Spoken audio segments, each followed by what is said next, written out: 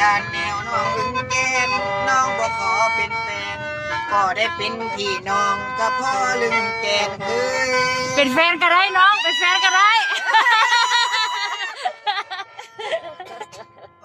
น้อบ่แม่นเว้าเยาะเย้ยคิดมักอยู่แสงตาภรรยาของไผมาถึกใจหมอแคนน้อง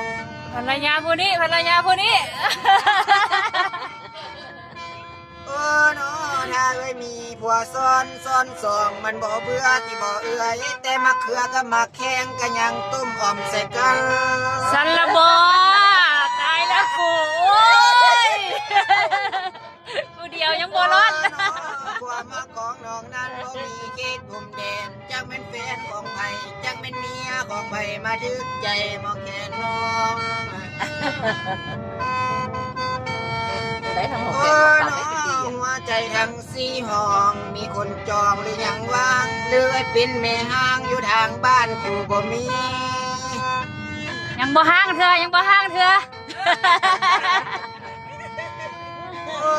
น้อดาที่จองซ้ำเป็นสู้ยันผัวแพงไว้สิดาพอสมมาซ้ำบวกเจ้าก็บ่เล่นแก่นคืยคนงามได้อยู่บ่ได้อยู่บ่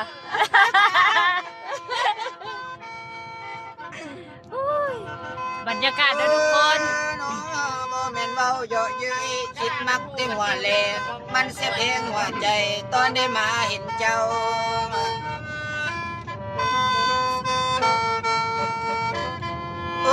น้อไอ้บ่าวหมอแคนนั่งเงาจนว่าซื่นเห็นผู้อื่นก็บ่งามทอดเจ้ามองแล้วเปิดบ่เป็น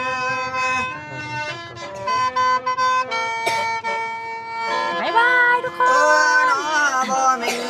นเดี๋ยวไล่สดห้างมางาม